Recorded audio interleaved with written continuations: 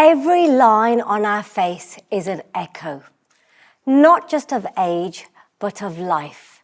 But somewhere along the way, we were taught to fear those echoes, to hide them, to erase them, to apologize for them, as if aging were a problem instead of a privilege. After 21 years of working with skin, here is the truth I know. Aging is inevitable, but decline is optional. Our skin tells a story, not just of how old we are, but how we've lived, how we've felt, and how we've cared for ourselves. And sometimes the story it tells is not the one we want to be living.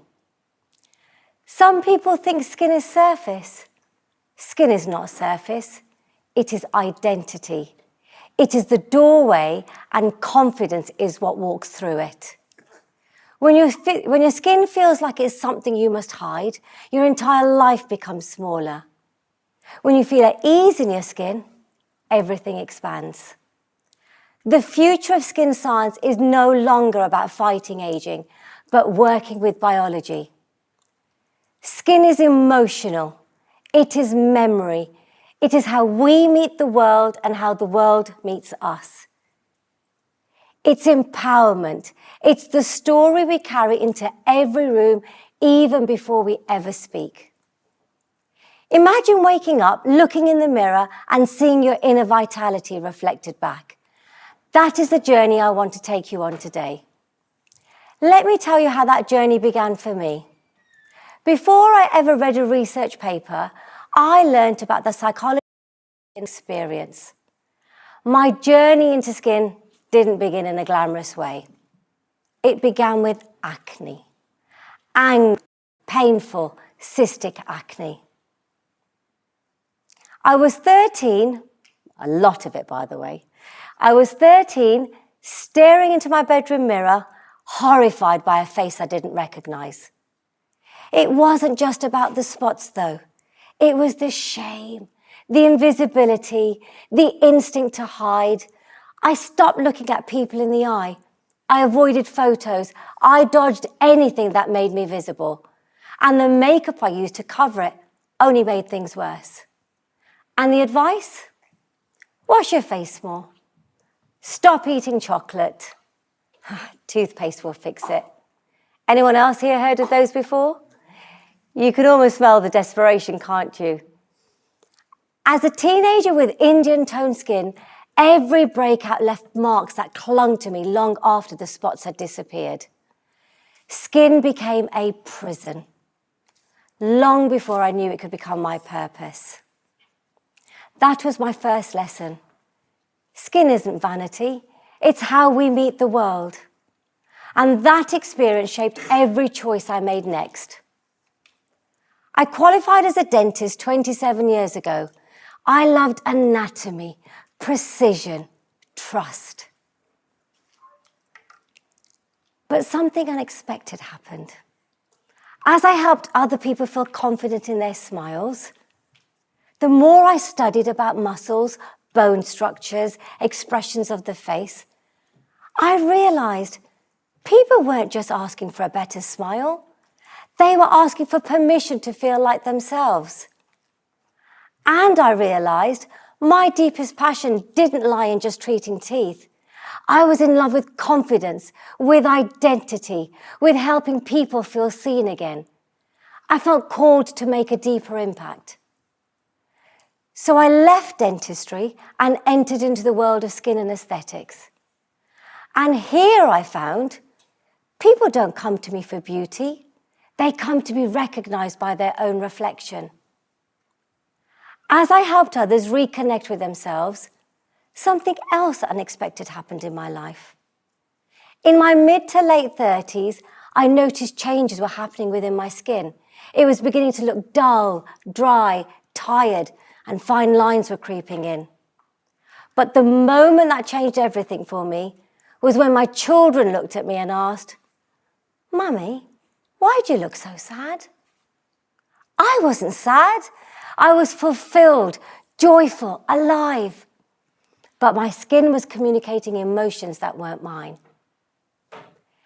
Aging doesn't just happen on the surface, it happens beneath it and within us. And that day I understood aging isn't superficial. It's hormonal, it's biological, it's structural, and it's deeply psychological. Many men and women have sat in my chair and expressed that they feel unworthy, deflated, embarrassed, not like themselves, or are frustrated with people assuming they are tired, angry, sad, worried, unwell, when they feel fine inside. We think the concern is the skin, but it's never just the skin. It's what our skin is saying on our behalf. And the more patients I met, the more I realised this wasn't just my story.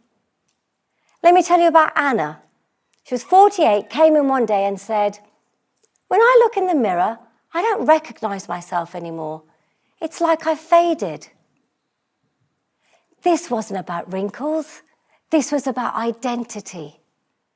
So we restored hydration, woke her skin up, boosted repair, used regenerative treatments, and reminded her she mattered.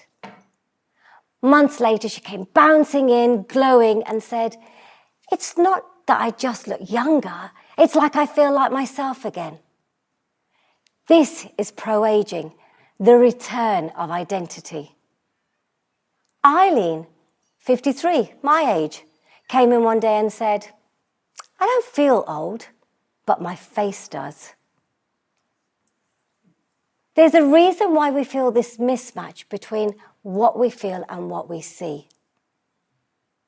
When I explained to her about the physiological processes of aging and what happens to the skin, her eye softened. "So it's not my fault then?" "No," I said, "this is biology, not failure." That moment of relief, that release, was the real transformation. The skin is the body's largest organ, but it is also a mirror, a visible expression of our internal world. When we are stressed, cortisol breaks down collagen, the protein in our skin that keeps it plump and youthful. When we sleep poorly, inflammation rises, which leads to skin problems. When hormones shift, our skin loses elasticity and tightness. As we age, our expressions on our face become emotionally inaccurate. So a resting face can begin to look tired, sad, angry, unwell. This mismatch, the inside versus outside, is one of the greatest emotional burdens of aging.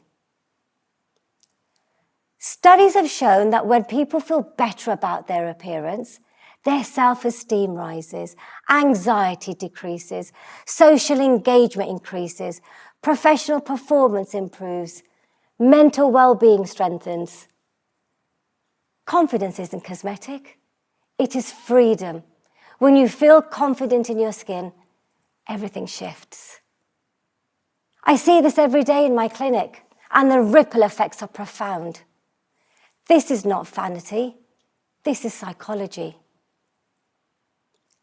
Aging is not something to fight, but it is something that we can support. Skin aging isn't just one thing, it's multifactorial. For example, your skin becomes thinner and drier, blood flow reduces, cell turnover slows, muscles become hyperactive, skin loses elasticity, ligaments loosen, fat pads descend. Collagen drops 1% each year. By menopause, women have lost up to 30% of collagen in 5 years. These internal changes whisper across the skin surface as dullness, pigmentation, fine lines, hollowness, loss of glow, sagginess, emotional miscommunication, and so forth. That's the inevitable part. But the decline? This is where skin science gives us choices. Science and skincare products act as messengers. Each ingredient sends a signal. For example, peptides strengthen the foundation of your skin. Retinoids rebuild, turn over, renew. Antioxidants protect your skin from future damage from free radicals. ceramides and barrier science, seal, shield, restore. Exfoliants remove dead skin cells that are no longer serving us. Delivery systems takes each ingredient exactly where it needs to go. Skincare is chemistry with memory. It is your daily dialogue with your skin's biology. And the choices we make now, how we support our biology, will echo into your future skin, your future well-being, and your future self.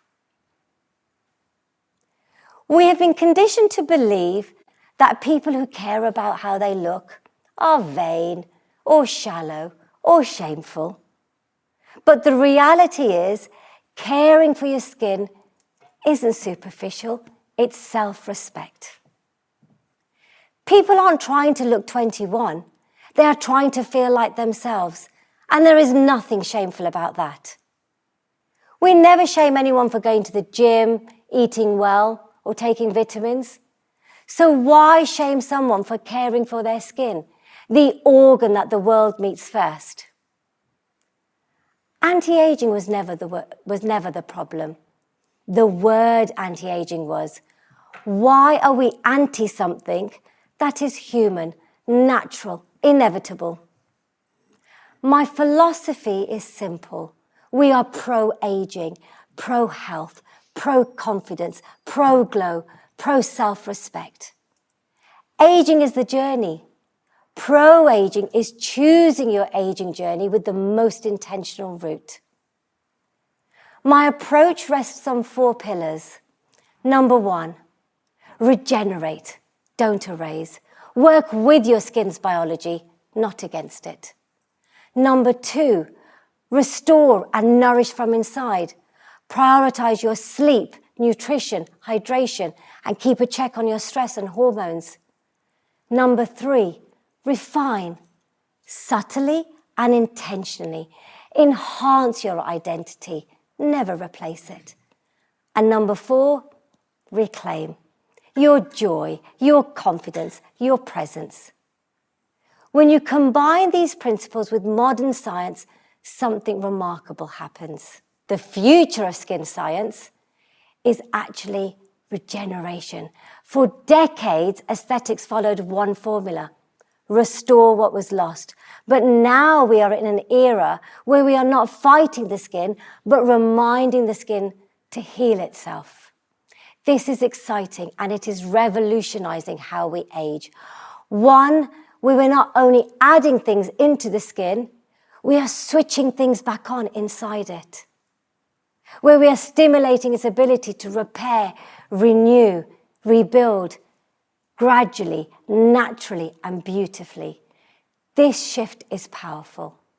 This is the era of prevention, preservation, regeneration, and empowerment. This is what echoes next. And the choices you make now and how you support your biology will echo into your future skin, your future well-being, and your future self. So let me leave you with this. You are not just aging, you are evolving. Let your skin evolve with you. Your skin is not just declining, it is communicating. The future of aging is no longer about erasing time, but embracing it, regenerating through it, and confidently stepping into every decade of your life. The question no longer is, how do I look younger? The question is, how do I feel like myself more? You're allowed to care how you look. You're allowed to care how you feel. You're allowed to choose alignment without apology. My journey into skin began with trying to fix my skin. And along the way, I realized skin might be where you start, but the real transformation is with your identity, with your confidence, with your courage to be seen. And when you understand your skin, when you honor it, when you support it, you unlock something powerful. And the next echoes, the ones still to come, are entirely up to you. Thank you.